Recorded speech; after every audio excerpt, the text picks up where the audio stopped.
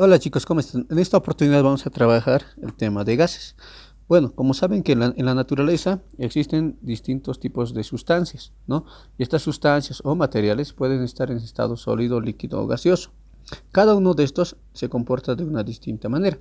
Pero el tema que nos tocaría avanzar ahora, comprender, sería el tema de los gases. Vamos.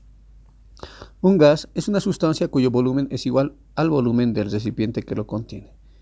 Esto quiere decir que los volúmenes de los gases son cambiables, ¿no ven? No, son variables. Es una de las propiedades que tienen los gases. Pueden expandirse, aumentar su volumen, como también comprimirse, disminuir el mismo. Los gases dice que se expanden hasta ocupar todo el volumen del recipiente que lo contiene. Pero ese efecto no es único. Ya. El comportamiento de los gases. Bueno, las partículas de las que está compuesto un gas están muy separadas entre sí, hablando a nivel microscópico, podríamos decir, ¿no? Micromolecular.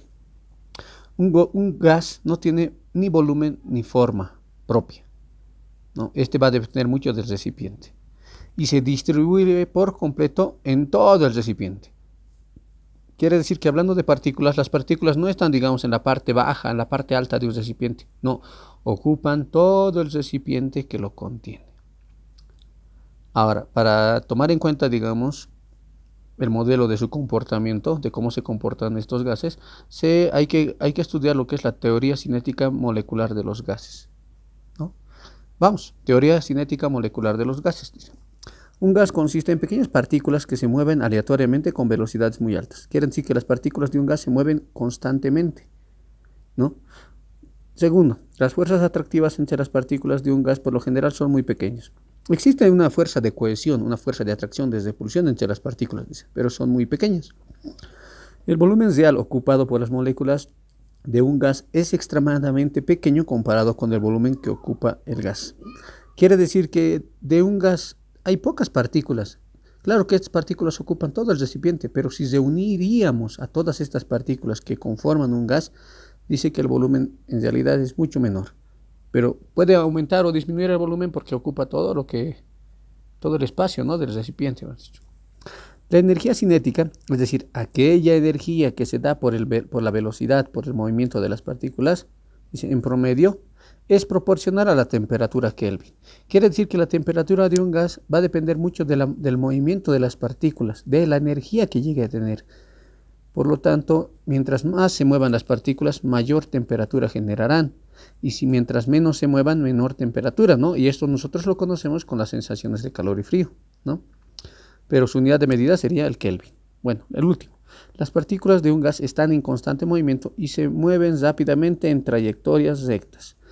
Entonces se mueven en línea recta, entonces en ese trayecto recuerden que van a chocar una partícula con otra, ¿no? Van a chocar entre las partículas entre sí y también van a chocar contra las paredes del recipiente. Al chocar contra las paredes del recipiente, eh, mientras más veces choque contra las paredes del recipiente, generará mayor presión interna del gas. Propiedades de los gases. Bueno, antes de ir a las propiedades, podríamos hablar de qué cosas se puede medir de un gas cualquiera que esté en un recipiente. Podemos medir como dice aquí, dice su presión. Podemos medir la temperatura y el volumen.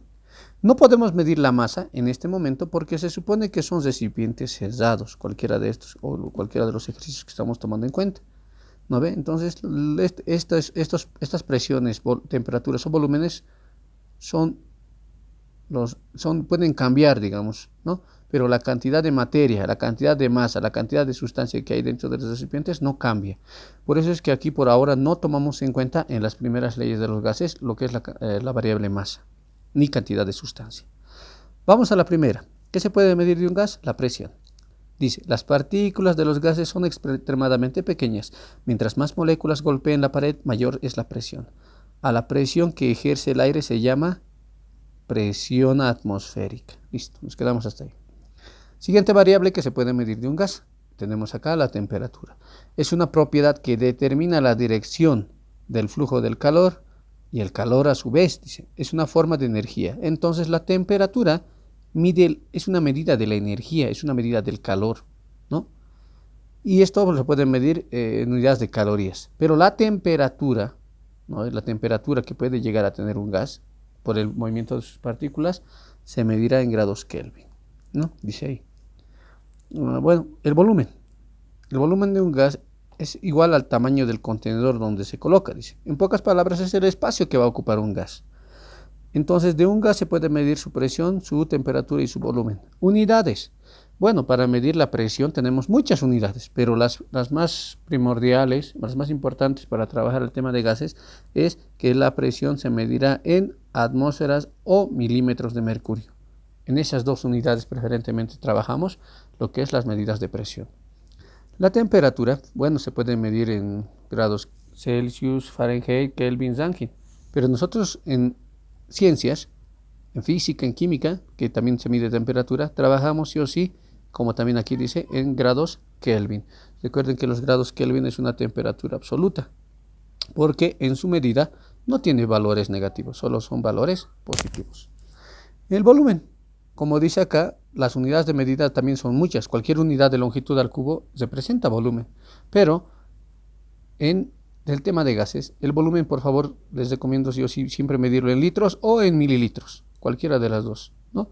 Repito, la presión se mide en atmósferas o milímetros de mercurio, la temperatura solo en Kelvin y el volumen puede ser en litros o en mililitros preferentemente.